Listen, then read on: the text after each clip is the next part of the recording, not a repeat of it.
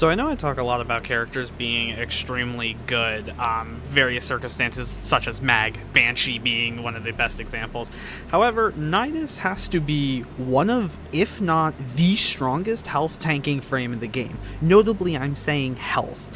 Calervo is a overguard tanker, because that's what his entire kit kind of builds around. Nidus, however, has gotten pretty much 4 consistent buffs in a row, I feel, and I don't think it's being talked enough. First off, Overguard, if granted by allies, now gives you energy if you have Rage. Obviously run Rage or Hunter Adrenaline on him, and you can easily farm up energy. He literally can't die if you're at least somewhat decent at the game, giving you 5 seconds of invulnerability on a 30-second time, and late game, which obviously there's going to be a little display here, literally doesn't matter. It takes like 30 to 50 stacks. We can just check this real quick because this will be easy, and you guys can see the build I'm running. It takes a ton of stacks. However, because of how insanely strong Nidus is, this does not matter. It doesn't take any additional stacks. It takes 15 stacks, giving you invulnerability for 5 seconds, restoring 50% of your health, and Abundant Meditation does move this to 30 seconds, but it allows you to gain 300 stacks total. Stacks will increase how much damage you do, and such like that. But he got extremely buffed these past few patches with Parasitic Vitality, meaning that Nidus and any ally or enemy, it doesn't specify enemy, but it does work with AI, gains 4% health per mutation. I'm not going to sit here and do the stacks here, so I did a little pre-record. It's going to pop up in this bottom left here, meaning you can easily climb well over 2000 HP. Meaning, fundamentally, especially because we have a lot of armor here, I'm using Umbral Fiber and Intensify to really push this number up. 80% reduction rate of damage.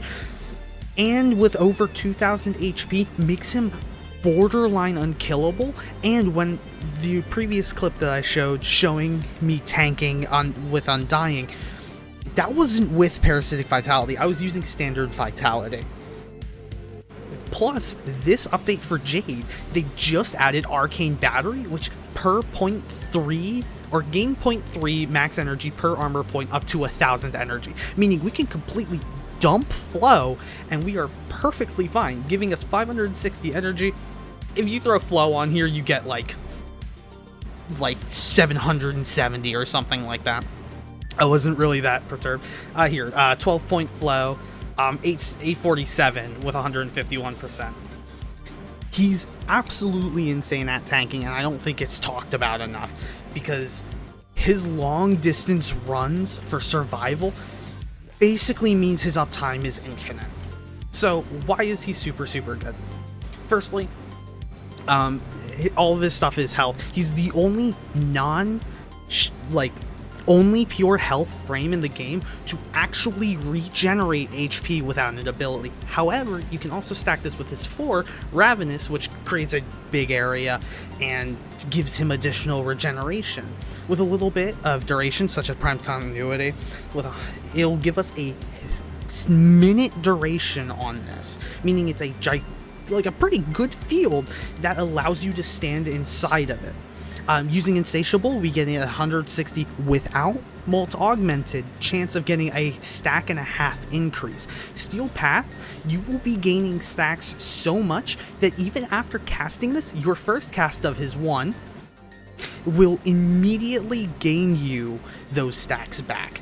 It is insane how fast this can go, as well as regenerating energy on hit per target. So if you hit like 5 enemies, it will proc 5 times. Parasitic Link is probably one of his best abilities, and subsuming this off would be a massive mistake. First off, if you link it to an ally, it says damage increase.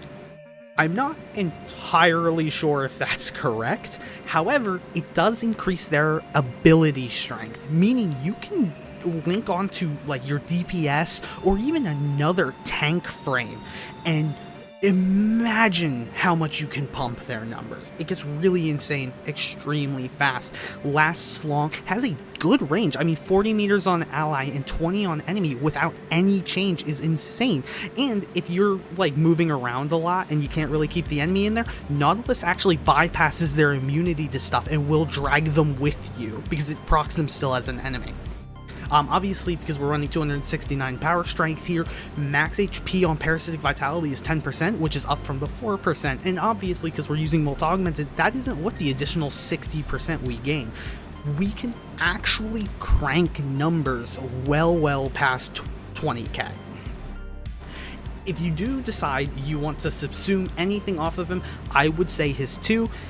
It's probably his weakest ability, but it does allow you to pretty easily set up some good crowd control. So this is what that was doing, and we'll just load this up here. So he scales pretty aggressively as you get into later and later parts of the game. We'll use Ravenous so we gain more stacks here.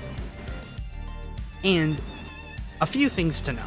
First off, Ravenous will spawn maggots. You can actually check where they are by holding your ability 1 key, and they obviously pop up these little purples. If you slam and it hits the maggots, they will explode into additional damage. Meaning, the longer your field's up and the higher your stat count and the more you do and the more you go, will increase his damage dramatically. Plus, you can even see here, first off, our stacks are absolutely flying because of Insatiable hitting so many enemies in a row. You can see that we're already at 12k HP immediately without much effort here. You can even see, like, thankfully I have my Hound here. It's armor stripping a little bit so we can crank a lot of numbers, but it absolutely stacks. And this probably, in my opinion, makes him one of the best tanks in the game right now. Good crowd control, a ability that deals a ton of damage for a 1. Obviously, Coral Whip Claw is objectively better because of slash procs. However, with a good grouping ability, a way to damage redirect for free while gaining additional HP, makes him extremely strong. So why does this all work in later game content? Mainly because with such a gigantic HP pool and the way they were reworking stuff, armor works a lot more effectively on frames themselves, allowing you to really like tank abilities. Plus, you have to remember, even support frames will stack with you. So things like Jade, who has the Light's Judgment, which will give you passive healing, will stack with Ravenous. Dante, even if he stacks you 40k Overguard, okay, so that's 40k plus another 20k HP, and the Overguard is being treated as HP, which allows you to further tank damage.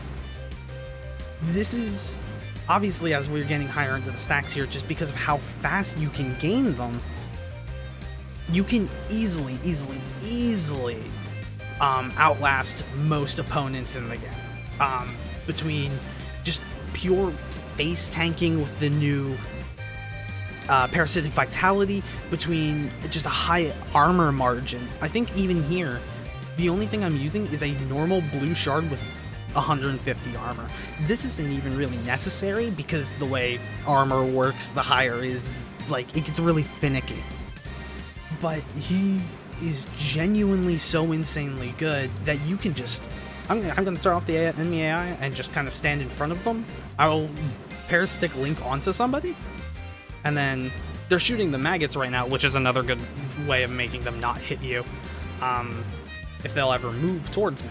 Because, yeah, between using a Sentinel, whether it be Nautilus or Shade or anybody like that, personally I find my Hound to be the best.